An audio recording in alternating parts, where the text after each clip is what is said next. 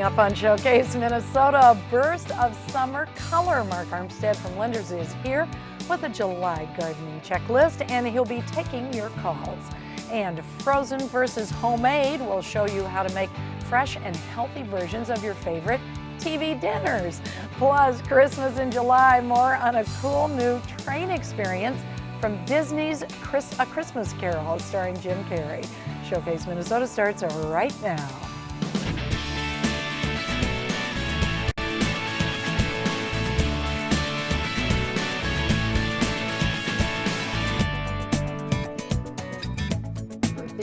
Yeah.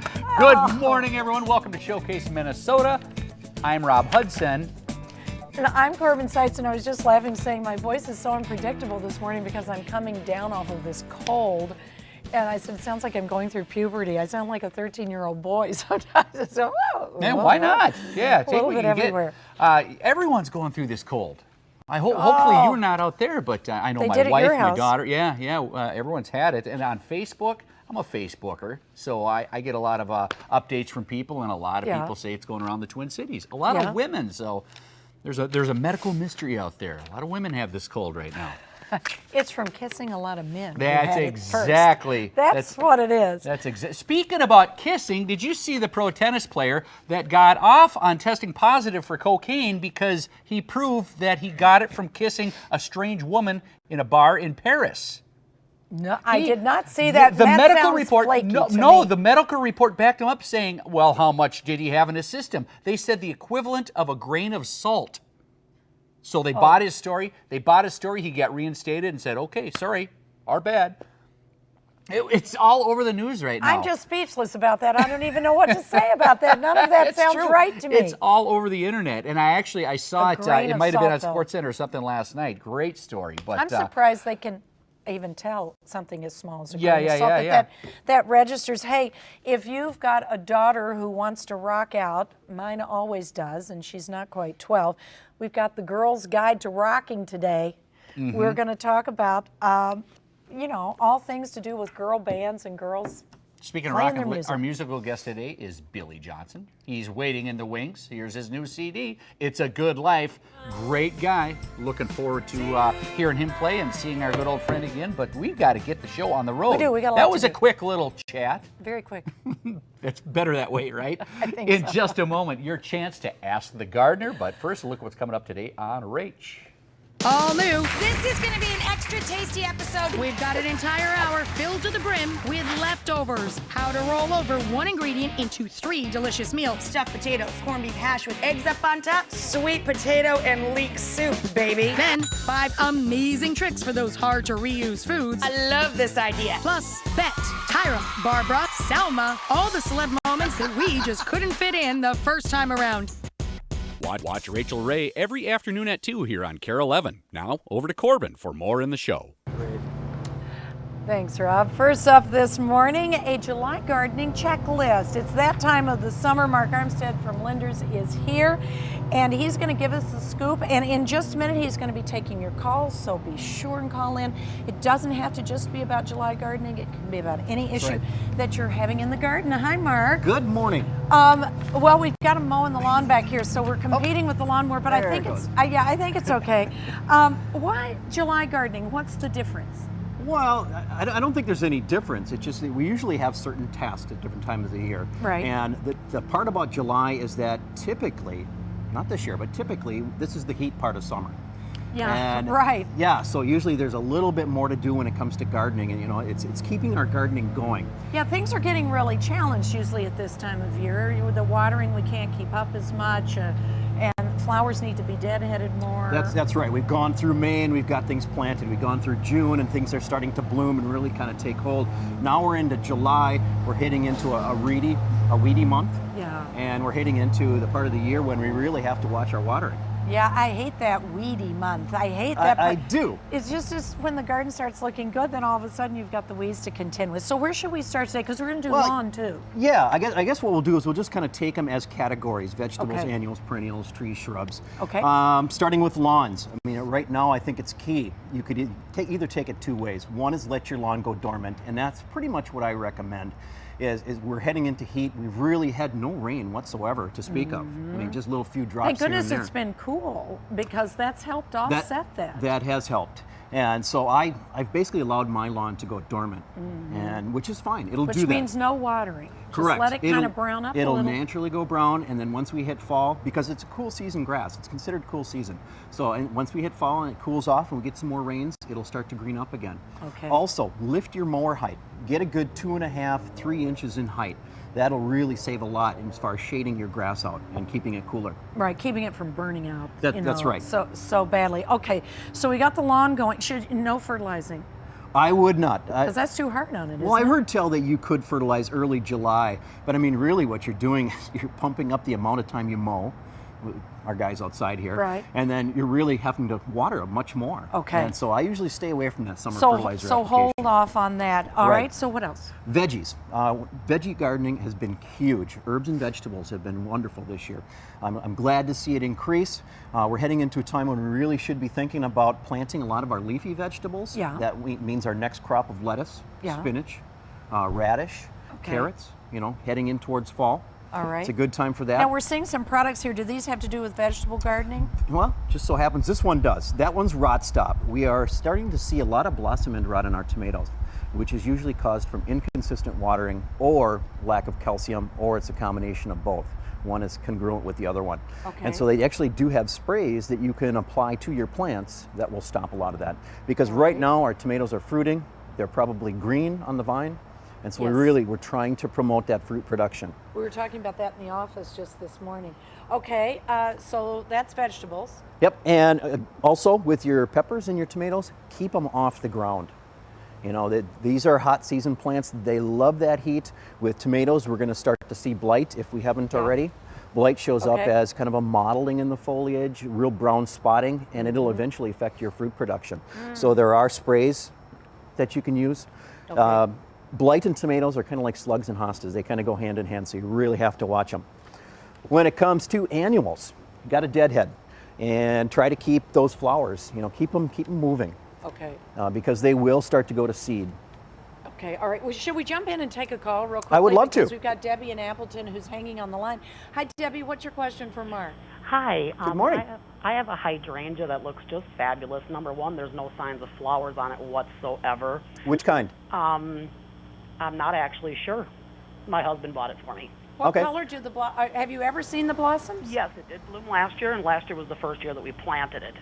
I heard from two different people in the spring I should be cutting my hydrangea all the way back, and then another show that I had watched said you shouldn't touch them at all in the spring. What's the answer for that?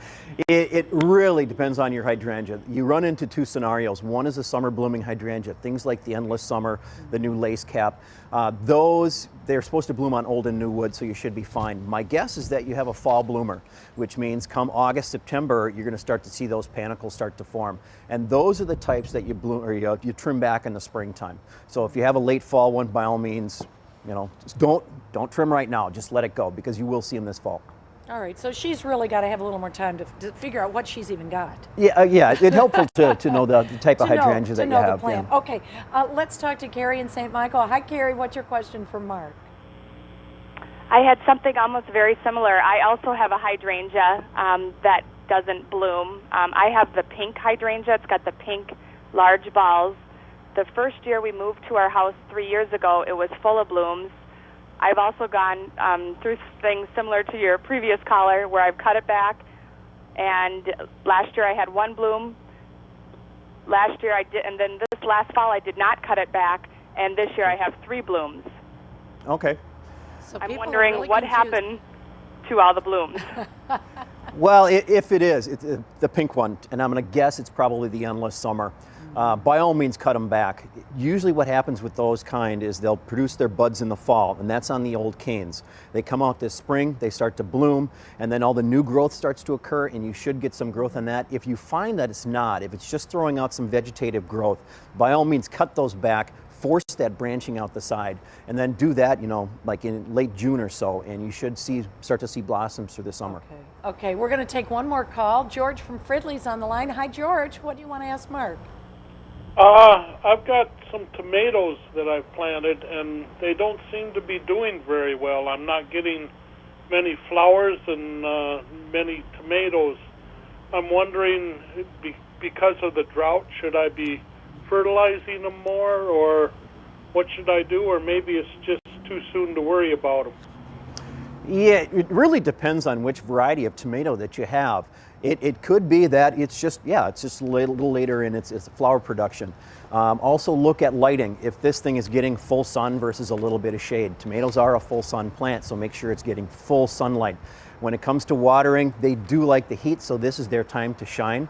Make sure that water is consistent, because yes, a lot of times your tomatoes will start to kind of produce. If there's not enough energy in it, it starts to form the buds, but it's like a car in wintertime, a car battery. It's just not enough to kind of keep it going, and those buds will abort. So a little fertilizer wouldn't help either, because they can become pretty heavy feeders. Yeah, this is a very unusual Minnesota summer. It really is. All of our it really plants, is. and that's why we're so glad that we have you, because you come and you help us with all of these things. And of course, Linders will do that for you too. Nice to see you again, Mark. Wonderful to see you.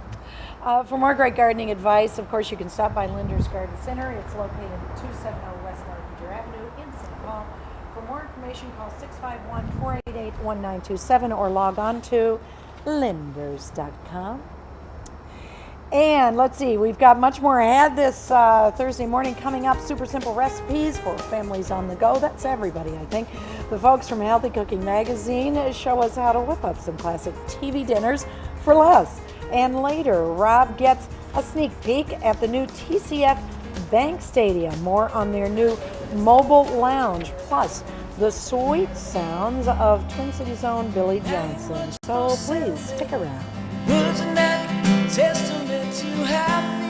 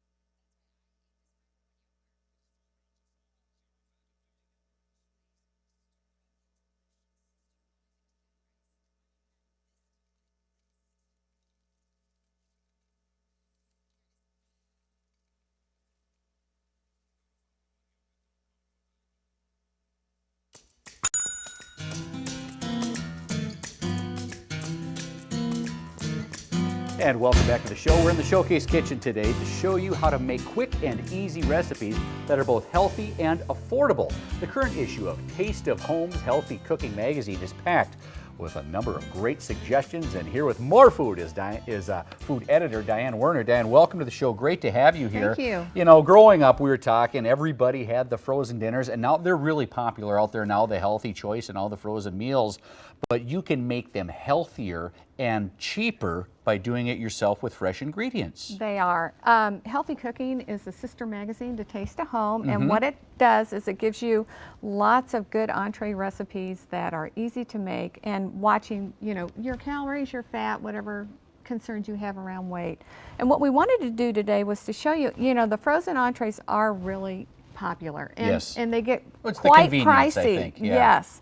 And I find on occasion, if I've tried them, I'm hungry in about an hour. They're not exactly satisfying. I hear you there. So today we brought some great ideas for the people out there. One is a slow cooker chicken. It uses chicken. Right out here. Right, and it's very convenient. You just put your chicken in your slow cooker, you add your jarred spaghetti sauce, you chop up a sweet onion, some pepper, some garlic, and a few other ingredients, and then cook it, and there you go. It's also nice, you know, again, getting back to freezing your own or taking your own for lunch the next day. Great idea. Wonderful. Save yourself lots of money. Perfect. And the flavors are outstanding. This one I thought would be fun to put together. This is a tortellini with corn and tomatoes. Go ahead and pour that corn in there. I'll let you put it together while I talk. You want the corn just dumped right in there Dump like it in, mix it up, put your garden tomatoes. Talk about, you were talking before we came out here, is that these recipes are sent in by the viewers from the, or the readers, I should say, from the magazine, right? They are. No chefs in our kitchen, just good cooks. And all these recipes are sent in by readers, everyday people like you and I, and they send us their best recipes. We test them in our test kitchen, so you know they're going to work for you every time. You brought the cookbook with you. Do these recipes make the cookbook then? These will eventually make our cookbooks. Right now they're in a issue of Healthy Cooking. You're going to want to mix up some of your seasonings over here. You have some garlic powder and pepper. Mix that up with a fork. And you're putting this right in. It looks like some olive oil. Yeah, in some olive oil. Mix that up. You're going to pour it on for your dressing. Put some green onions in there. Should I put the onions in first? first? You said you're a big gardener. You know what? Yeah, I was telling you we had eggplant out of the garden last night. It wasn't the biggest eggplant, you know, but pour sure that was in good there. on the grill. Okay, just pour that over everything. Pour it in there and toss it up. Then if you want to do a quick little fresh basil, I can stir this. Okay, you toss it up. I'll toss up. I was going to show them a quick chiffonade where you kind of stack your basil leaves together. I bet you grow fresh basil, don't you? I do grow fresh basil. I haven't harvested too much yet, though. Roll it up and chop it up. That's all you do, just like that. And you're going to have something really fantastic here. And you know, I like this is so convenient because all your ingredients you can have on hand. It's frozen or fresh. Do I want to go sideways too? Whatever you want to do. I don't know. We'll give it a shot.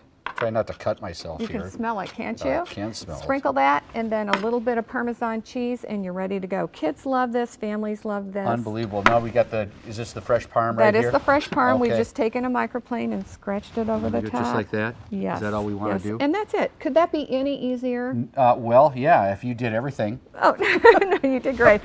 I wanted to point this out too because this reminds you of way back when, or, you know, for the meatloaf lovers. Steak. Yes. What is Salisbury steak? Come on. Well, it's like a cube it's meatloaf, meat isn't and it? Mixed up. Right. We have a much fresher version that one of our readers sent in to us. And what she said that her mother, it's my take on my mom's meatloaf. Her mom used to always pour in all these recipe packets into her meatloaf, and they're very high in sodium. This one uses fresh mushrooms, a sweet onion, lots of garlic, with a little bit of seasoned breadcrumbs, and she molds it 35-40 minutes in the oven, and look at that nice meatloaf. Okay. Now, right up here, what is this one again? Now, this is, it looks like a tortellini. This is a tortellini, so leaving the brand names out, this is what you would get. We have almost a 2-cup portion here. All of these are under 350 calories from Healthy Cooking. Okay. Less than 12 grams of fat, low in sodium. They're wonderful. So I encourage people to do their own. Right. We're going to have the recipes that we worked on today online on our website. Fantastic. If people have any more ideas, they can just submit them to you guys. That would be great. They could go to tasteofhome.com and submit their recipes and hopefully be published. Very cool. This looks so good. Yeah, it just is the colors good. And it's fresh. And like you said, you're going to feel so good after you eat it. Thank you so much. Well, thank Don't you. be a stranger. Even though you are a Badger and a Packer fan, come on back. Forgive me. Thank you. Right on. For a copy of today's recipe, send a self-addressed stamped envelope to the address on your screen, or you can just log on to our website, showcaseminnesota.com, and search under the main dish category. For more delicious recipes, check out the current issue of Taste of Home's Healthy Cooking magazine. It's available on newsstands now. Still ahead, unleashing your inner rock star. More with the authors of The Girl's Guide to Rocking, and later, are we alone? The latest on one of science's greatest mysteries when we return. Ice, acid,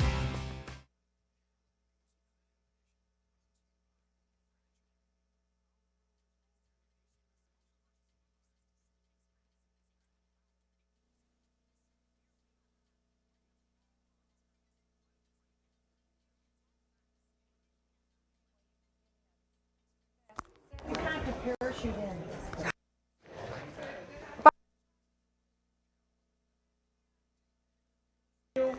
See you. Thank you. You bet. Make this look so easy. Yeah.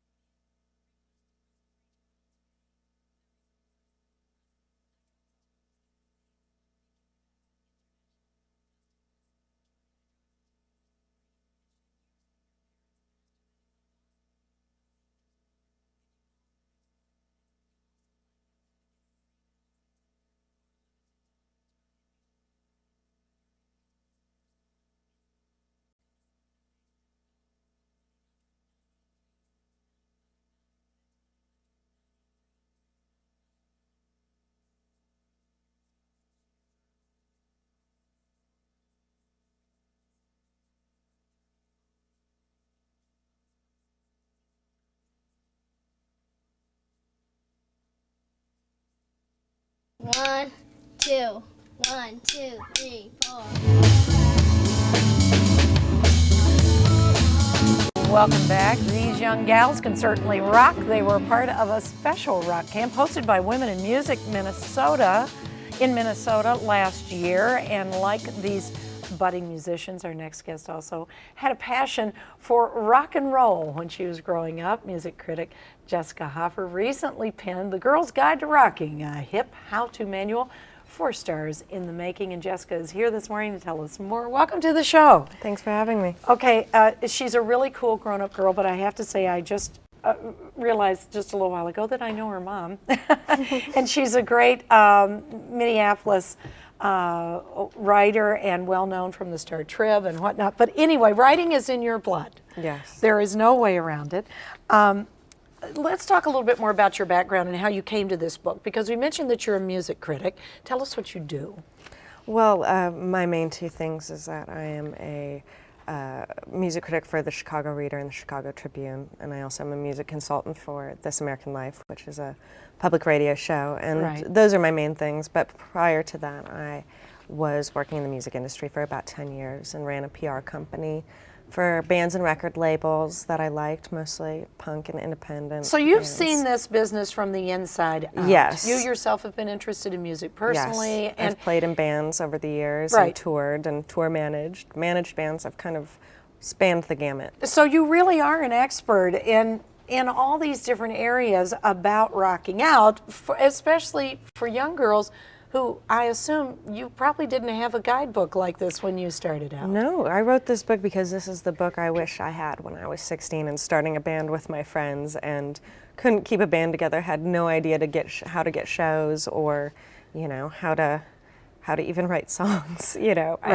we were just passionate and really wanted to just start rocking, and kind of had some trouble getting started, and we're up against a couple hurdles and, you know, naysaying boys from my school. Well, sure. Well, just the idea, that, well, girls can't do that, or girls can't, you know, have the bass guitar, or whatever. That's kind of a guy's territory. But it's not like that, obviously, anymore. I noticed Joan Jett endorsed your book. That's a pretty big endorsement. that was pretty cool. Have you ever met her? Did No, you get to meet her? We just sent her a copy of the manuscript. I felt like this is something that she would care about, Yes, and she it turned out should she did. So we lucked out. Well, we're going to go down the list a little bit because there is sort of a checklist in here of all kinds of categories. Some of them you kind of touched on. And one is that this book is age appropriate for what, 12 and up? Yeah, I would say 10 to 16. Okay. All right, now let's talk about some of these things in the book. You talk about instrument choice. Why? Can't you just pick whatever you want, or? No, as someone who, when I was younger, wound up buying, instruments that were not of very good quality because I just thought this looks cool. I had no idea what was appropriate for me or how to get the right size guitar, or I bought drums that were warped and things like that. And so we have, there's diagrams in the book of exactly what to look for, because not every girl has, maybe a cool older brother or sister to help them pick things out, or a musician in their lives. And so here's all the diagrams that you need to pick it out. All right. How to get a band together. So don't you just get your friends together and say, let's rock? Sometimes that's pretty tough. And so what I suggest in the book is, you can try to hold out for the perfect bandmate, but just try playing with whoever who's eager and has an instrument, because you never know what's going to come out of it, and all practice is good practice. Right, and you talk a little bit about band relationships, like you said in here, and when egos get involved and you get a little more popular, what can happen to friendships. I quickly want to cover the most overused names of bands, the most overused words in band names that you want to avoid when you're naming your band. Pretty much any colors. Right now the word wolf is very, very popular. Crystal is always a very popular one. Rainbow has been very popular the last couple of years. Super, anything with a number, boy, girl, white, black, moon, sun. Those are the big ones. Yes, avoid those. We have a list in the book. Yes, and start clear. Fresh, because the name is everything. Yes. The name is absolutely everything. You mentioned also songwriting tips, ideas on how to actually write a song, that there is a method. I mean, you don't just sit there and wait, that it absolutely has a method. Well, we've run out of time, but you are going to do a book signing I'm going to tell everybody about, so that if you want to come and talk to Jessica in person, this is how you're going to be able to do it. Bring your daughters. She's going to be hosting a book event tonight at Majors and Quinn in Minneapolis. The event starts at 7:30, and you can find Jessica Hopper's book, The Girl's Guide to Rocking, in bookstores everywhere. And I have to say, way to go, Susie, for raising such a fabulous daughter. I know you got another one, too. Up next, your ticket to the ultimate homecoming. Rob gives us a tour inside the TCF Bank Game Day Lounge and find out where you can see it yourself this summer. And later, a live performance from acoustic rocker Billy Johnson. Stay tuned. Might sat on the front porch with my buddy.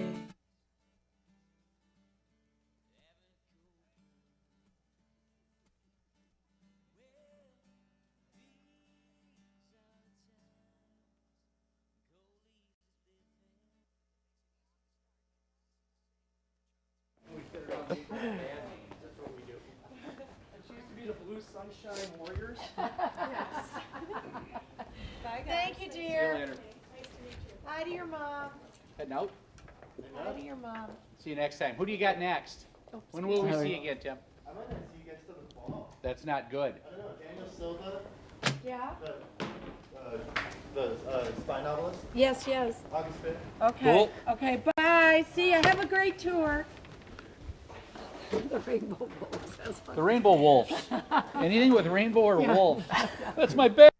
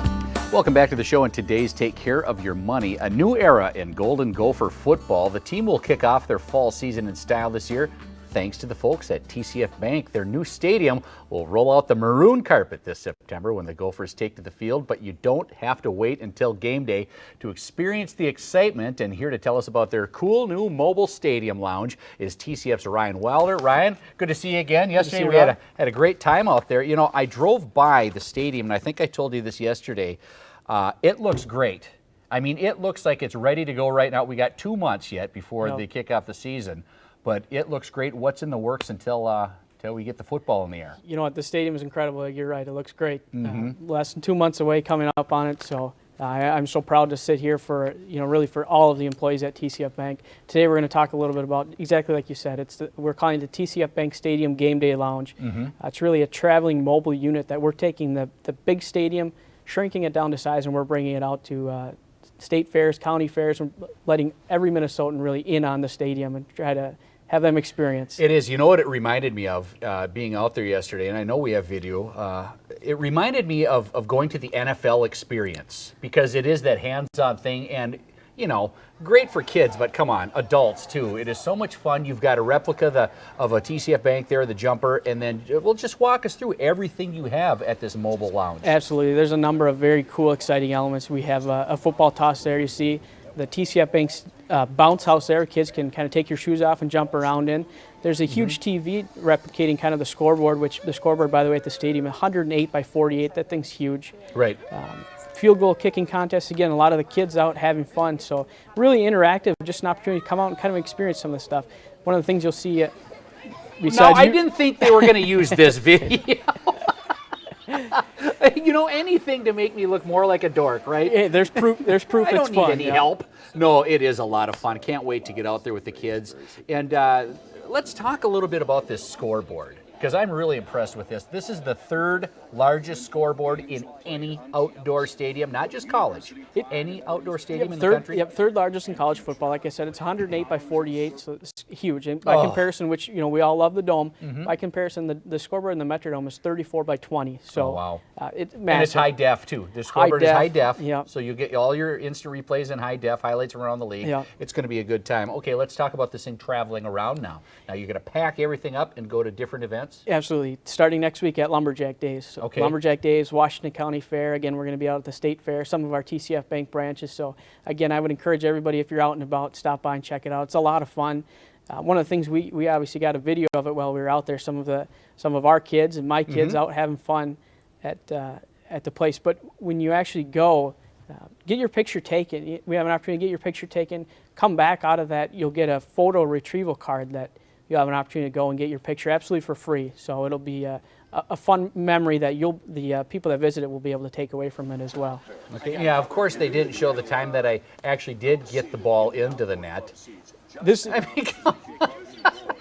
What the viewer I made it once, didn't I? What the viewers don't realize is this is 80 yards here. Rob was throwing these. So you know what? No, it's not, Ryan. This is like maybe 5 yards. I think it was the helmet. The helmet was throwing you off a little bit.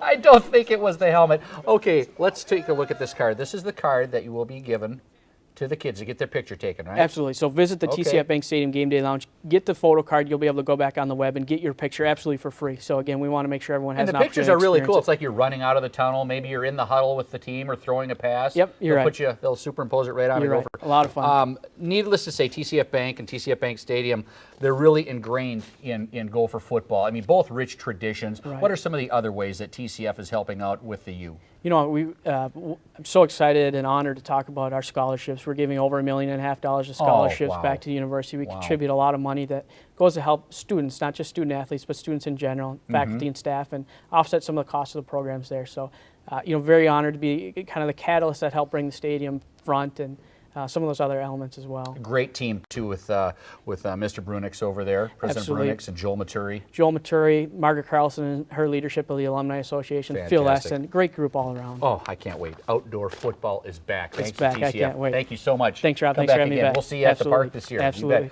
For more information about the services offered at TCF Bank, call 612 TCF Bank. That's 612-823-2265, or log on to tcfbank.com. And you can find out more great financial advice online at care11.com. Just click on Take Care of Your Money. Not one completed pass, not one they could find out of there. Not one. It's time now for First Birthdays. First Birthdays is brought to you by Minnesota College Savings Plan and ECFE. All right, let's say happy first birthday to Brady Frank. This adorable guy loves playing with toy trucks and spending time with his brother. Happy birthday, Brady, and to everyone celebrating a birthday today. Coming up after the break, the search for alien life. More on a new Discovery Channel special that unravels the clues. Plus, an interactive sneak peek at Disney's new holiday movie, A Christmas Carol. How you can catch it in St. Paul this week. Please stick around.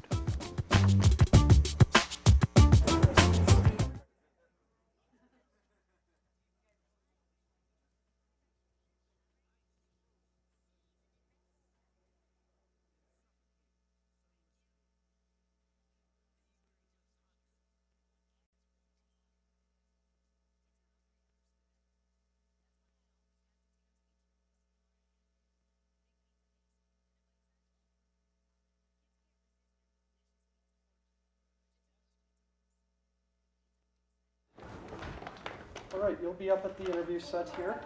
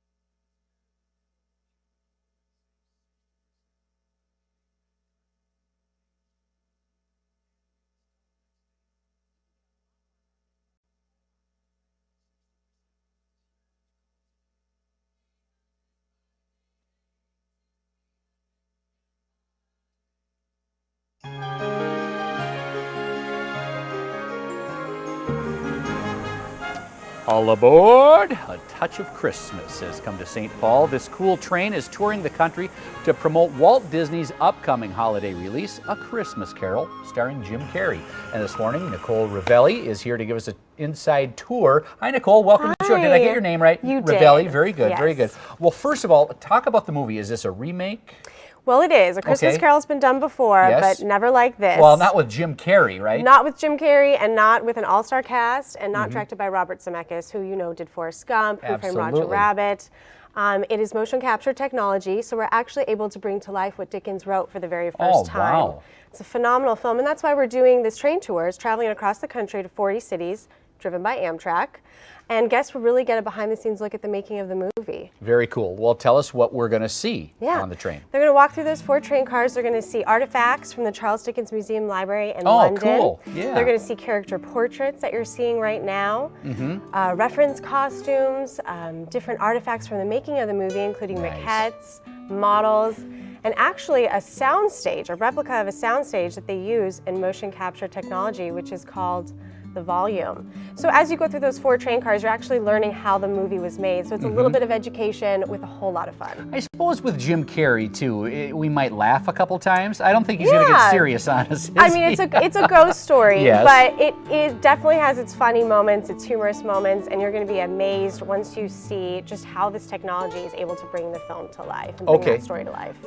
We got to mention too, here in the Twin Cities, if you're planning on going, maybe check out some public transportation because parking might be at a premium down there. Yeah, we are at the Amtrak Midway Station. So parking, certainly you want to try and do, as you said, public transportation. But it's a free experience, so it's worth it to go down there. We're going to have carolers, we'll have snow. Well, let's talk about this a little bit. I mean, we have real winter here in Minnesota. Yeah, you do. Now, I'm sure you took into consideration coming to the Midwest and northern states in July to talk Christmas. That's kind of the last thing we want to think right now. But no, seriously, it's a great time to get down and never too early to start thinking Christmas. Never too early. It's Disney magic snow, so you want to come down and see it. And you also get your picture taken and morphed into one of the characters from the movie with our HP technology. So it's a lot of fun. You're kidding me. Now, this is your 14th city. 14th city out of 40. Out of 40? Yep. Wow. We're traveling all the way till November. And you're going to be here 3 days? We are. We're here today and tomorrow from 9 to 7, and then Sunday from 9 to 4. Very nice. Well, you're smart. You came here in July and not January and December. Thank you, Nicole. Thank you so much. Have a great time.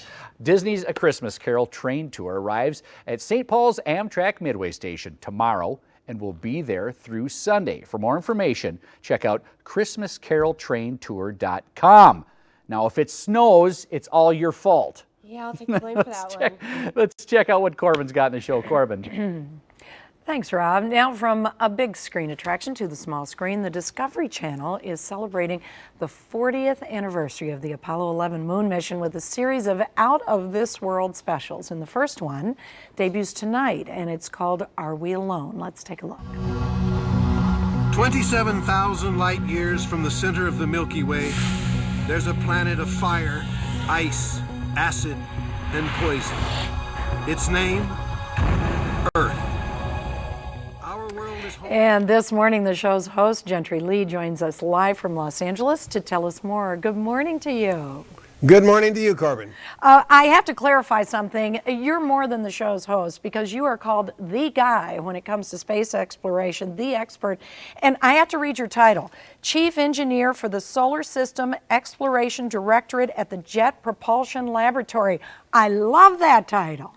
Thank you. It's a nice title. I have the best job I've ever even heard of. My job is making sure that our robotic spacecraft that go to the other planets have engineering integrity. Hey. Yeah. Very cool. Very, very cool. Now, we've got to talk about this special, and we're talking about Are We Alone? Is there life out in the universe? And you do it by examining the Earth we live on. What are you looking for?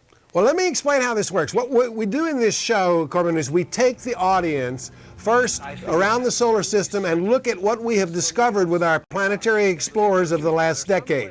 We identify those places where there could conceivably be life in our solar system, and then we take people to places on Earth where the environments on the Earth are similar to Mars, Titan, and the other places in our solar system. And what do you think we discover? That these places are teeming with life. Poisonous lakes filled with arsenic. Yep, there's life there. Asphalt lakes, that are made out of stuff that you make roads out of. Yep, there's life there. And all of this is to seed the question in the mind of the viewer, well, what is the possibility that there is life somewhere else? Now, here's where we are, Corbin. Today, we do not know of any life that exists anywhere outside of Earth.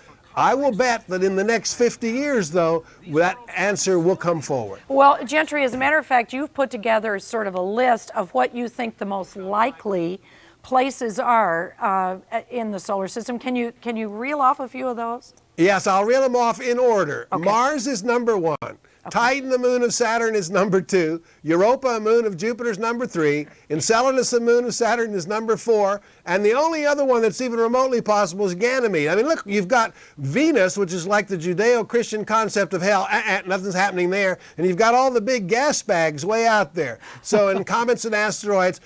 But, Corbin, even if we find life in the solar system or don't find life in the solar system, this quest must continue. No issue is greater, in my opinion, than human beings discovering where it is we came from.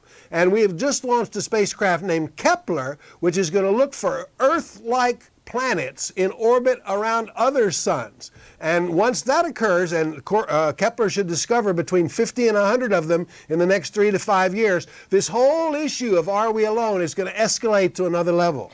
Well, I think I would be remiss if I didn't ask you your thoughts on alien life that has supposedly visited our planet. You're in the know. Have you seen anything, yes. any evidence? What do you know about this? Okay, I spent a lot of my 20s going around and talking to the people who'd been abducted by aliens putatively, okay? And I've even been to a couple of alien abduction conventions and listened with fascination to a woman, for example, talk about how every 6th Tuesday they come and take her away, all right? But I want you to know that I take the following position. Extraordinary claims require extraordinary evidence, and to this date, there's not one thimble, drinking glass, pair of scissors, or anything that anybody's brought back that we could reverse